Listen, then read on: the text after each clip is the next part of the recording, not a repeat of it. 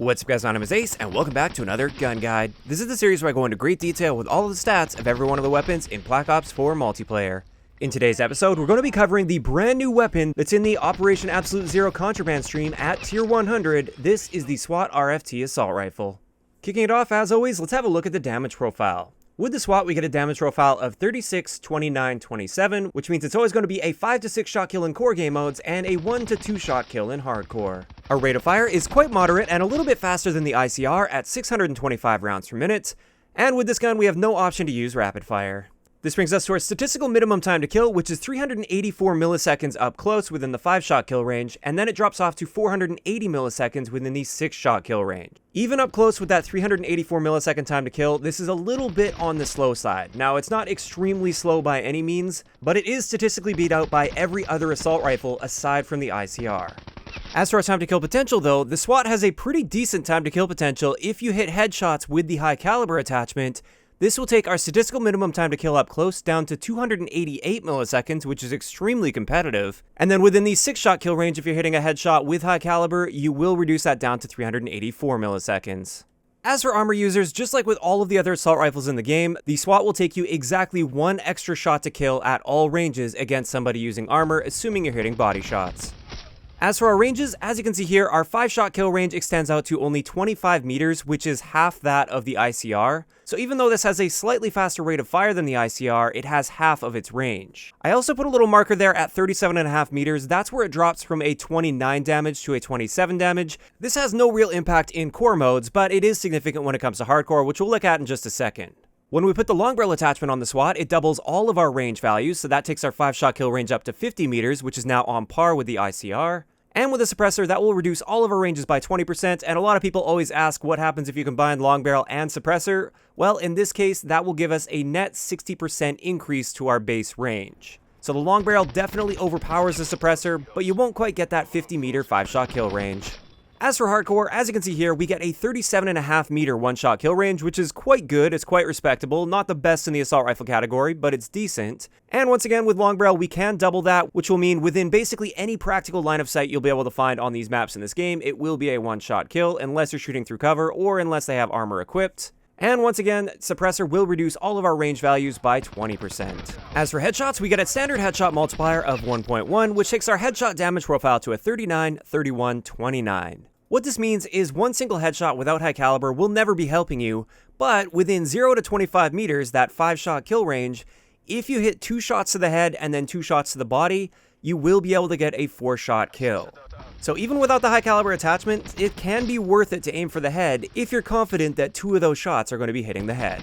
As for high caliber though, this gives us a 1.3 times headshot multiplier, which will take our headshot damage profile all the way up to a 46, 37, 35. And what this means is hitting just one single headshot mixed in with body shots at any range will always be reducing the number of shots it takes to kill.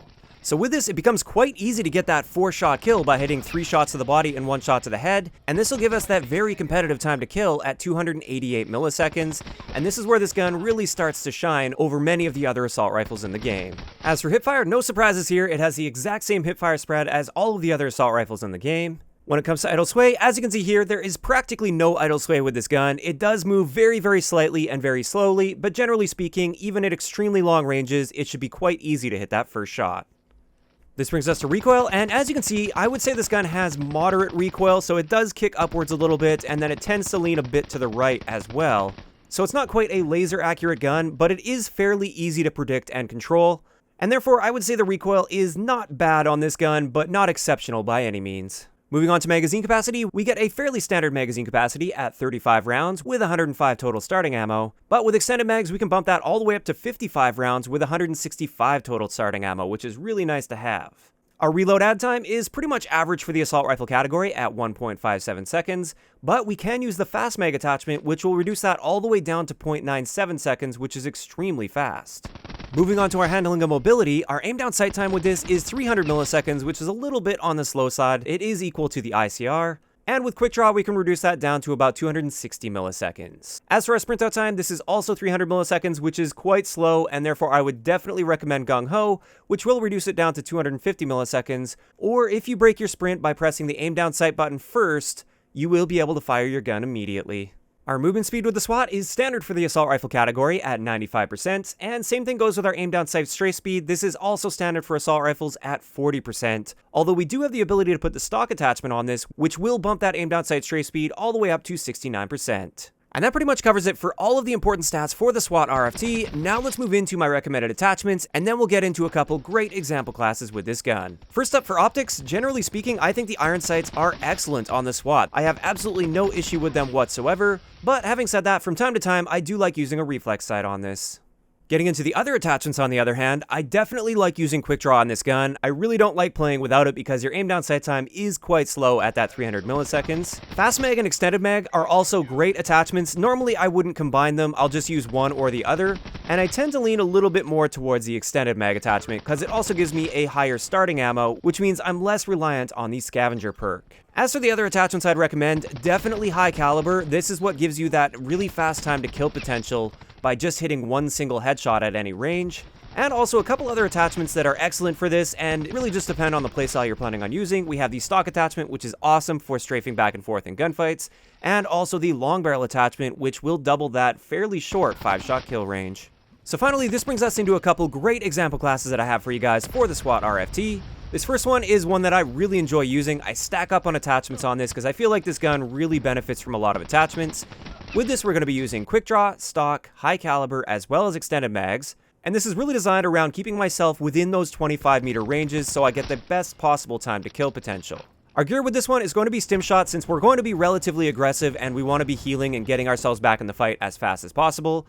Our equipment is going to be special issue, perk 2 is going to be gung ho, and perk 3 is going to be dead silence. Like I said, this class is designed for a little bit more up close and personal fights. You want to be aiming for at least hitting one headshot because that will give you a super competitive time to kill. Extended mags gives us a decent amount of total starting ammo, and it also allows us to deal with multiple enemies between reloads. And then finally, quick draw and stock are just excellent when it comes to winning gunfights because you're able to snap on a target faster, and then once you're in the gunfight, you can strafe side to side, which will help you with your fine adjustments to your aim, and it will make it so you're a much harder target to hit for your enemies. As for gung ho and dead silence, these are pretty much just crutch perks for me. Gung ho allows you to come out of sprint and fire pretty much immediately, and dead silence makes it so I don't have to hear my own footsteps and enemies can't pick me up with their acoustic sensors very easily, and they won't be able to hear me coming. As it is right now, this is my #1 class setup for the SWAT RFT when it comes to my personal preferences and playstyle. However, I do have one other alternative here, and this one's designed a bit more for hanging back and trying to go on longer streaks. With this one, we have a red dot sight, which allows us to pick up our targets at those longer ranges. We've got quick draw once again, just because I feel like it's basically a must-have with the SWAT. This time we're using long barrel, which will greatly extend our 5-shot kill range, which is really nice when trying to pick those people off at range. And once again, we are going to have high caliber on this just because it does give us that reduction of the time to kill, which is extremely valuable with this gun. Our gear with this is going to be the ComSec device, which will allow us to get our higher end streaks up a little bit faster. I don't feel like you really need stim shot as much because you're going to be staying away from the action, and therefore you don't really need to be getting in the fight as soon as possible like with the other class where you're going to be up close and personal. Once again, our equipment is going to be special issue. Perk 1 is going to be scavenger this time around because we don't have extended mags, plus we are trying to go on the longer streaks with this sort of setup. Perk 2 and Perk 3 are going to be exactly the same with gung ho as well as dead silence. And with that, that's pretty much going to wrap it up for today's gun guide on the SWAT RFT. Personally, my thoughts on this, I feel like it fits into the meta quite nicely. It's not an extremely good gun by any means, but it's not bad by any means as well. It's kind of middle of the road in my opinion. You can definitely get some great potential out of that if you're hitting headshots with the high caliber attachments, but even without that, you can still do just fine with this gun. The recoil is relatively manageable, it has a moderate rate of fire, which means it's quite forgiving if you miss a shot or two. And I would say it competes quite nicely with ICRs. Having said that, I would say it's absolutely not worth spending like $100 just to unlock it instantly with the contraband stream. Just keep working through those tiers naturally, make sure you're getting that daily tier skip every day, and you should be able to unlock this fairly easily if you can put in even just a half decent amount of playtime. Now of course, I'd like to know in the comment section below, what do you guys think of the SWAT RFT? If you have it, how do you feel about it so far? And if you don't have it, how do you feel about it just based on the stats that I presented in the video? If you guys have missed any of the previous episodes of Gun Guides, I will leave a link to the playlist down below. Keep in mind I have already covered the brand new SMG, which is the Damon, so if you missed that, make sure you go check it out. If you enjoyed the video, a like rating is always appreciated, and don't forget to subscribe for more if you haven't already. I'll talk to you guys next time.